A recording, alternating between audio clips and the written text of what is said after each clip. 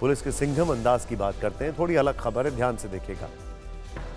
एक वीडियो पिछले कुछ घंटों में सोशल मीडिया पर जबरदस्त वायरल है कि आपने कहीं अस्पताल के आईसीयू से पुलिस की गाड़ी को गुजरते हुए देखा, वो भी 4th फ्लोर। इस वीडियो को देखेंगे तो आप यकीनन चौंक जाएंगे। पुलिस की गाड़ी अस्पताल के आईसीयू से गुजर रही है, दोनों तरफ स्ट्रेचर पर मरीज लेटे हुए हैं। गाड़ी को रास्ता देने के लिए पुलिस वाले खुद स्ट्रेचर को हटा रहे हैं। मरीज को एक तरफ करते हुए पुलिस की गाड़ी को रास्ता दिया जा रहा है। इमरजेंसी वार्ड में लेटे मरीज भी हैरान थे, आखिर पुलिस की गाड़ी अस्पताल की 4थी मंजिल तक कैसे पहुंच गई? आखिर ये पूरा मामला क्या है? यहां पर कोई टॉम क्रूज तो है नहीं कि फिल्म मिशन इम्पॉसिबल की शूटिंग हो रही है। रिपोर्ट देखें।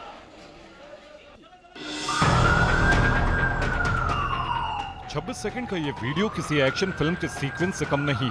इस वीडियो में पुलिस की कार भीड़ वाले इमरजेंसी वार्ड से गुजरती हुई नजर आ रही है। अस्पताल की 4थी मंजिल पर दोनों तरफ बिस्तरों पर मरीज लेटे हुए हैं। सुरक्षा कर्मियों का एक समूह एसयूवी के लिए रास्ता साफ करते हुए दिखाई दे रहा है। क्या आपने कभी किसी अपराधी को पकड़ने के लिए पुलिस का यह अंदाज देखा है? दरअसल ये पूरा मामला उत्तराखंड में ऋषिकेश के एम्स अस्पताल का है। अब इस दूसरे वीडियो में देखिए, पुलिस की गाड़ी रैंप से होते हुए अस्पताल के बाहर निकल रही और गुस्साई भीड़ नारेबाजी कर रही।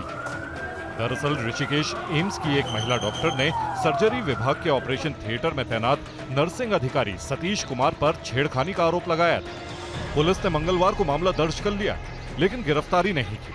पुलिस के इस रवैये से नाराज डॉक्टर्स हड़ताल पर जाने का ऐलान करते हुए आरोपी की गिरफ्तारी की मांग पर अड़ गए। डॉक्टरों के आक्रोश को गंभीरता से लेते हुए पुलिस एम्स पहुंच गई। मौके पर मामले की नजाकत समझते हुए पुलिस उस फ्लोर पर गाड़ी सहित पहुंच गई, जिस फ्लोर पर आरोपी डॉक्टर ड्यूटी कर रहा था। पुलिस की गाड़ी 3री मंजिल पर देख मरीजों में अफरा तफरी मच गई। लोग इधर उधर भागने लगे। हालांकि वहां मौजूद सुरक्षा कर्मियों ने पुलिस की गाड़ी के लिए रास्ता बनाया और पहुंचा दिया। वहीं आरोपी डॉक्टर को पकड़ने के बाद पुलिस उसे गाड़ी में बिठाकर इमरजेंसी के रास्ते बाहर आ गई।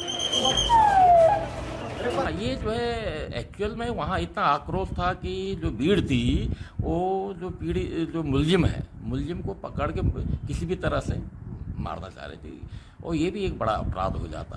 तो एम्स प्रशासन ने पुलिस को एस्कॉर्ट करके वहाँ ले गए ताकि उनको सेफ ग्रीन कॉरिडोर के माध्यम से बाहर निकाला जाए कि भीड़ के हत्थे न चढ़े। ये है, इसमें कोई एम्स प्रशासन के द्वारा ही एस्कॉर्ट करके ले गए। आरोपी गिरफ्तार कर लिया गया है, कल उसे कोर्ट में पेश किया जाएगा।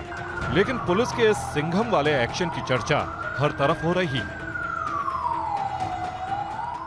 ऋषिकेश पुलिस के दबंग अंदाज के बाद अब बात पश्चिम बंगाल में आरक्षण पर छड़े रण की।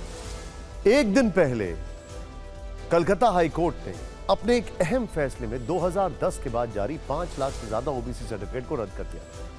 कोर्ट के इस फैसले से ममता सरकार को 440 वोल्ट का झटका लगा है। उन्होंने खुलकर कहा है कि वो इस फैसले को नहीं मानेंगी। तो वहीं बीजेपी ने इसे मुद्दा बना लिया। प्रधानमंत्री मोदी से लेकर अमित शाह तक ने इसे तुष्टीकरण और वोट बैंक की राजनीति कहा है। आखिर इस फैसले से ममता किस तरह घिर गई है, पहले उसे समझ लेते हैं। कोर्ट ने कहा है कि राजनीतिक उद्देश्य के लिए मुस्लिमों के कुछ वर्गों को ओबीसी आरक्षण दिया गया। ये लोकतंत्र और पूरे समुदाय का अपमान है। कई वर्गों को जल्दबाजी में ओबीसी आरक्षण दिया गया क्योंकि ये ममता बनर्जी का चुनावी वादा था। सत्ता हासिल करते ही इसे पूरा करने के लिए असंवैधानिक तरीका अपनाया गया। कोर्ट के फैसले के बाद ममता सरकार के खिलाफ प्रदर्शन शुरू हुए। ओबीसी आरक्षण की आंच पश्चिम बंगाल से दिल्ली तक महसूस की गई।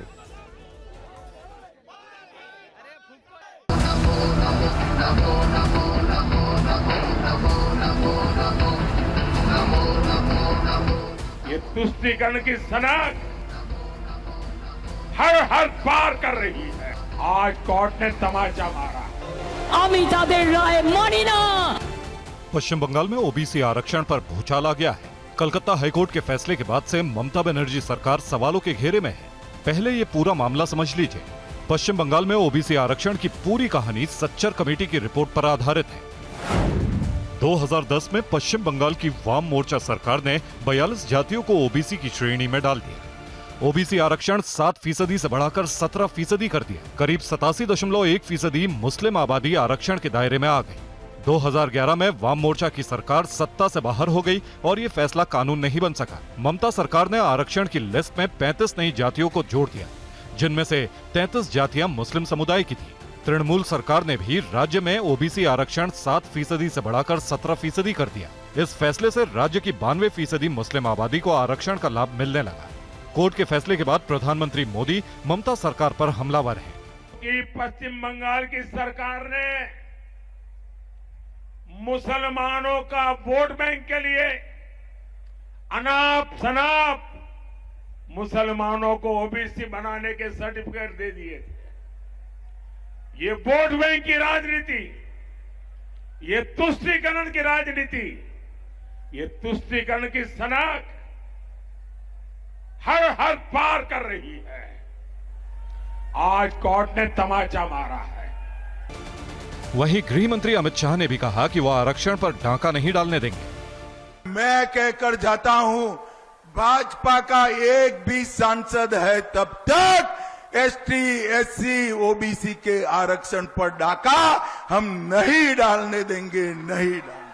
कलकत्ता हाईकोर्ट का फैसला ममता सरकार के लिए झटका है, लेकिन वो इस फैसले को मानने को तैयार नहीं है।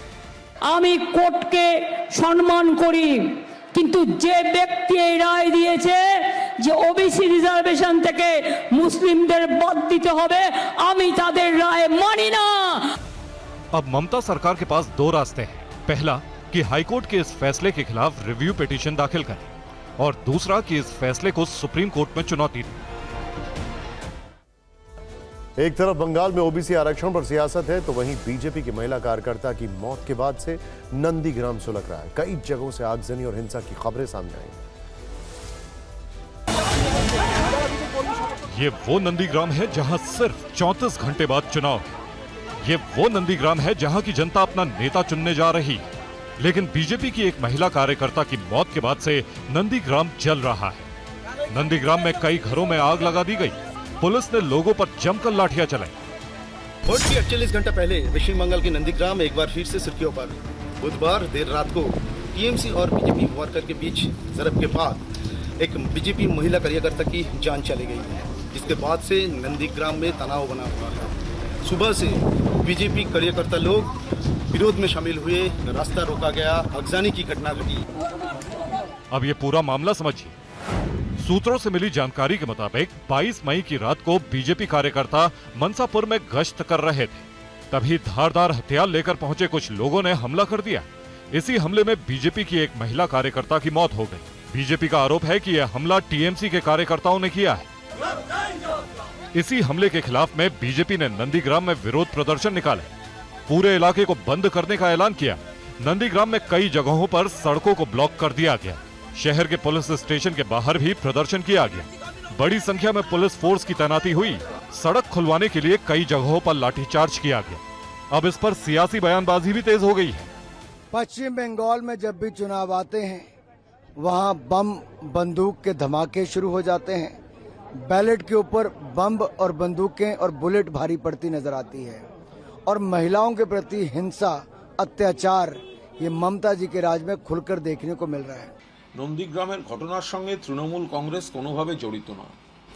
নন্দীগ্রামের যে মৃত্যুর ঘটনা ঘটেছে দুর্ভাগ্যজনক, কিন্তু সেটা কতটা রাজনৈতিক যদি হয় সেক্ষেত্রে বিজেপির গোষ্ঠীদ্বন্দ্ব ওই এলাকায় তীব্র, ফলে সেখানে আদি বিজেপি বনাম নব্য বিজেপি সেই জায়গায় সংঘাত তীব্র হয়ে রয়েছে। फिलहाल नंदीग्राम में भारी पुलिस फोर्स तैनात कर दी गई है और पूरे इलाके में शांति बनाए रखने की कोशिशें की जा रही हैं। लोकसभा के रण में बंगाल में आग लगी है, तो पड़ोसी राज्य बिहार से आज एक अनोखी तस्वीर आई है। हेलीकॉप्टर में आपने एक साथ आरजेडी नेता तेजस्वी यादव और वीआईपी नेता मुकेश सहनी की तस्वीरें कई बार देखी होंगी, लेकिन ये नई तस्वीर एकदम अलग है। तेजस्वी ने बिहार में अब तक 200 रैलियां की, और इसी का जश्न मुकेश सहनी के साथ हेलीकॉप्टर में केक काटकर मनाया गया। जश्न के साथ इन्होंने एनडीए नेताओं पर मिर्ची वाला तंज भी कसा। पहले आपको 3 मिनट के इस वीडियो का एक हिस्सा सुनाते हैं। आज आपके लिए हमने सरप्राइज लाया है, रखा है। किस बात का? कुछ है सरप्राइज? अरे कुछ बताइएगा तब तो। ये क्या है? ये आज केक है, और हम लोगों का 200 सभा आज होना है। तकरीबन और आज 205 हो जाएगा पूरा करेंगे तो इसके लिए आज हम लोग चाह रहे हैं कि केक काटा जाए। आपका तो 200 हो चुका है, मेरा पहली बार ऐसा हो रहा है, डबल सेंचुरी हो रहा है। दिमाग में नहीं था कि 200 हो गया है। तो अभी 190 के आसपास हुआ है। 200 सभा आप लोग कर चुके हैं। हाँ 200। विधानसभा में तो हम इससे भी ज्यादा 250 के आसपास जो है सभाएं हमने की थी। इस बार हम लोग को 250 पार कर जाएगा मुझे लगता है, क्योंकि सातवां फेज में भी बाकी है और अभी आज 200 हो जाएगा। आइडिया कैसा है आपको 200 का केक का? कुछ हम लोग कुछ नया करें, लोगों को मिर्ची लगे चीजें। और आप सबको मिर्ची क्यों लगवाते हैं? अभी क्या ये भाईचारा वाला जो है ना, ये लोगों को मिर्ची लगना तय है। जो हम लोगों का दोस्ती बना, भाईचारा वाला जो कॉम्बिनेशन बना है, तो बिहार नहीं पूरे देश को मिर्ची लग रहा है।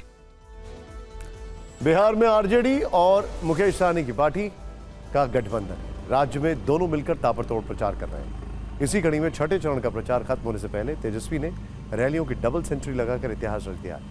शारीरिक तौर पर फिट नहीं होने के बावजूद उन्होंने रिकॉर्ड बनाया। बिहार में तेजस्वी यादव ने रैलियों का रिकॉर्ड ऐसे दौर में बनाया जब मई में तापमान 45 डिग्री के पार जा रहा है। लोग गर्मी से बेहाल हैं, शायद इसलिए केक सेरेमनी में वो जनता को धन्यवाद देते दिखे। बिहार की जनता के लिए निश्चित तौर पे, और बिहार की जनता इतनी गर्मी में भी हम लोगों को सुनने आ रही है, हम सबको धन्यवाद देते हैं। ये इतिहास इसलिए भी माना जाएगा क्योंकि तेजस्वी यादव फिजिकली फिट नहीं है। आप 9 मई की ये तस्वीरें देखिए। तेजस्वी एक सभा में लोगों के सामने अपने कमर दर्द का जिक्र कर रहे थे। उन्होंने कुर्ता उठाकर अपनी कमर पर बंधी बेल्ट दिखाई थी। उन्होंने बताया था कि वो दवा और इंजेक्शन के सहारे घूम पा रहे हैं। इसी दौरान व्हील चेयर पर बैठी उनकी तस्वीर भी आ चुकी है।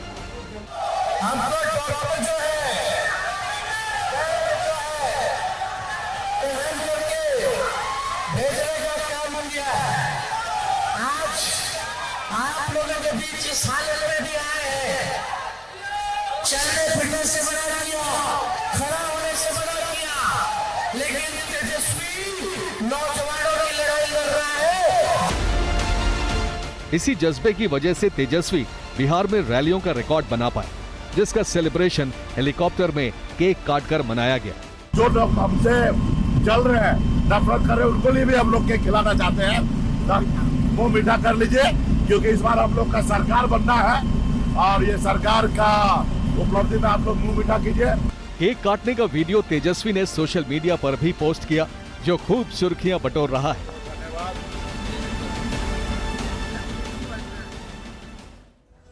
इससे पहले भी तेजस्वी यादव और मुकेश सहनी का वीडियो देश भर में चर्चा का विषय बन चुका है। ये तीसरी बार है जब दोनों ने हेलीकॉप्टर में कुछ खाते हुए वीडियो शेयर किया। इससे पहले 8 अप्रैल को हेलीकॉप्टर में मछली खाने वाला वीडियो सामने आ चुका है। तब इसे लेकर एनडीए नेताओं ने खूब हमले किए। इसके बाद 10 अप्रैल को संतरे वाला वीडियो भी सामने आया है और अब केक काटने की तस्वीरें। हेलीकॉप्टर वाला ये जश्न काफी वायरल हुआ है और अब इस पर एनडीए का तंज साफ दिखाई दे रहा है। कुछ हम लोग कुछ नया करें, लोगों को मिर्ची लगे।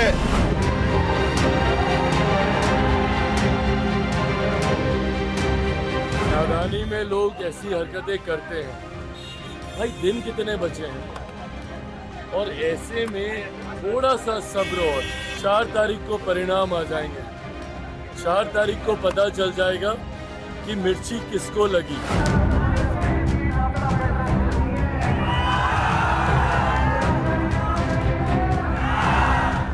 आप 2019 के लोकसभा चुनाव में भी मिर्ची लगा रहे थे। मिर्ची तो जनता आपको लगा रही है। केक खा रहे हैं, केक खाते रहिए, जनता टेक ऑफ कर गई है।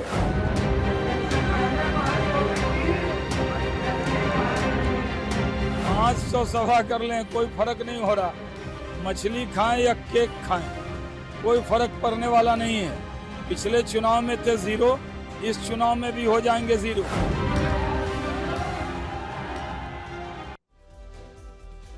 अब आपको जल्दी से बताते हैं कि इस बारे में लोकसभा चुनाव में बिहार में किस नेता ने कितनी रैलियां की हैं। लिस्ट में 200 रैलियों के साथ सबसे ऊपर तेजस्वी यादव, दूसरा नाम डिप्टी सीएम सम्राट चौधरी का है, वो 99 रैली कर चुके हैं। 22 मई तक मुख्यमंत्री नीतीश कुमार ने 50 जनसभाएं की। 22 मई तक बिहार में प्रधानमंत्री मोदी ने 13 रैलियां कर ली। बिहार में राहुल गांधी की अब तक एक ही सभा हुई। बिहार में तेजस्वी यादव रैलियों को लेकर सुर्खियों में है, तो दिल्ली हरियाणा में राहुल गांधी अलग अलग अंदाज में पीपल कनेक्ट को लेकर चर्चा में है। छठे चरण का प्रचार खत्म होने से पहले उनकी 2 तस्वीरें आई, एक हरियाणा और दूसरी दिल्ली की। 24 घंटे के अंदर दोनों जगह उन्होंने लोगों के बीच में जाकर सीधे कनेक्ट किया है। 10 सीटों वाले हरियाणा में वो टेंपो में सवार होकर लोगों से बातचीत करते नजर आए, तो 7 सीटों वाली दिल्ली में मेट्रो के अंदर सफर करते नजर आए। इस तरह उन्होंने कुल 17 सीटों पर वोटरों को साधने की कोशिश की है, जहां 25 मई को वोटिंग हुई। 1 मिनट 11 सेकंड के इस वीडियो में अगर आप गौर करें तो उन्होंने अडानी और टेम्पो का कनेक्शन जोड़ते हुए प्रधानमंत्री मोदी पर भी तंज किया।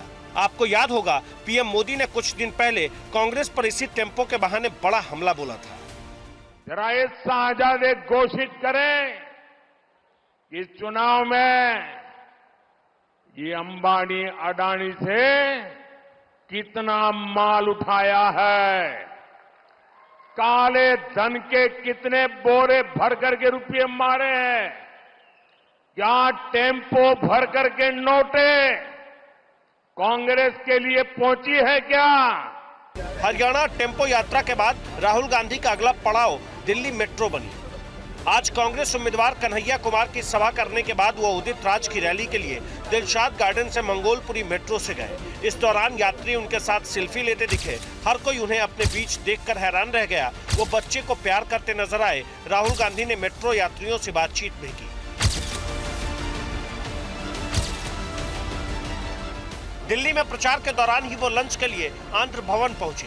पार्टी नेता केसी वेणुगोपाल और बाकी लोगों के साथ उन्होंने यहां खाना खाया। जब वो चलने लगे तो यहां भी लोगों ने उनके साथ सेल्फी खिंचवाई। वैसे राहुल गांधी ने दिल्ली मेट्रो में पहली बार सफर नहीं किया। इससे पहले पिछले साल 4 अक्टूबर को वो इसी तरह मेट्रो यात्रा कर चुके हैं। राहुल गांधी के पीपल कनेक्ट का ये अंदाज पिछले साल कर्नाटक विधानसभा चुनाव के दौरान भी कई बार देखा गया। पिछले साल 8 मई को बेंगलुरु में उन्होंने एक बस में वर्किंग महिलाओं के साथ सफर किया, उनका हाल जाना। उसके अगले ही दिन यानी 9 मई को ऑनलाइन डिलीवरी बॉय के साथ वो स्कूटर पर सवार होकर जाते दिखे थे। राहुल गांधी ने न केवल दिल्ली मेट्रो में सफर किया बल्कि इसके निर्माण की पहल का क्रेडिट कांग्रेस को दिया। उन्होंने मेट्रो में सफर क्यों किया, अब आपको इसके मायने बताते हैं। दिल्ली मेट्रो का नेटवर्क बहुत बड़ा है। इसमें सफर करने वाले किसी एक इलाके तक सीमित नहीं। मेट्रो में पूरी दिल्ली चलती है। हरियाणा से गुरुग्राम के लोग भी होते हैं, यानी चुनाव प्रचार के आखिरी दिन पूरी दिल्ली को साधने की कोशिश है। आंकड़े बताते हैं कि दिल्ली में मेट्रो से रोजाना 70 लाख से ज्यादा यात्री सफर करते हैं। आज ही राहुल गांधी ने आंध्र भवन में लंच भी किया। एक अनुमान के मुताबिक दिल्ली में करीब 30 लाख दक्षिण भारतीय हैं।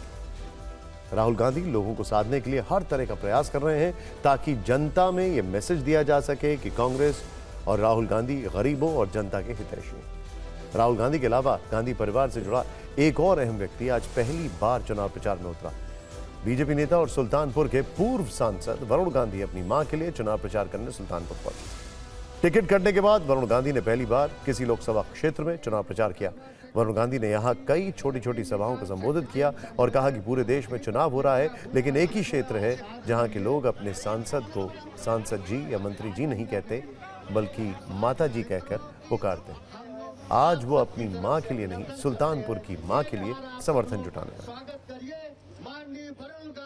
मां जो होती है वो परमात्मा के बराबर एक शक्ति होती है, क्योंकि जब पूरे दुनिया साथ दे या ना दे, मां कभी साथ नहीं छोड़। और आज मैं केवल अपने मां के लिए समर्थन जुटाने के लिए नहीं आया हूं, मैं सुल्तानपुर की मां के लिए समर्थन जुटाऊं। जैसे पीलीभीत में सब के पास वरुण गांधी का नंबर है, वैसे ही मैंने अपनी मां को देखा है 11, 12 बजे रात को किसी का भी फोन आता है तो उठाती हैं और उसके समस्या का समाधान करने का प्रयास करती। वैसे वरुण गांधी के चुनाव प्रचार की एक खास बात यह रही है कि उन्होंने अपनी रैलियों में एक बार भी पीएम नरेंद्र मोदी का नाम नहीं लिया। उनके भाषण का ज्यादा हिस्सा अपनी मां मेनका गांधी और पिता संजय गांधी के कामों पर आधारित था। उन्होंने मन से लोगों को अपना मोबाइल नंबर भी दिया और कहा कि जब कोई परेशानी हो तो फोन करें, वरुण उनके साथ खड़ा। छठे चरण का प्रचार आज शाम को खत्म हो गया। 8 राज्यों की 58 सीटों पर 25 मई को वोट डाले जाएंगे। समय सीमा खत्म होने से पहले ही सभी दलों ने प्रचार में ताकत झोंक दी। दिन भर खूब वार पलटवार।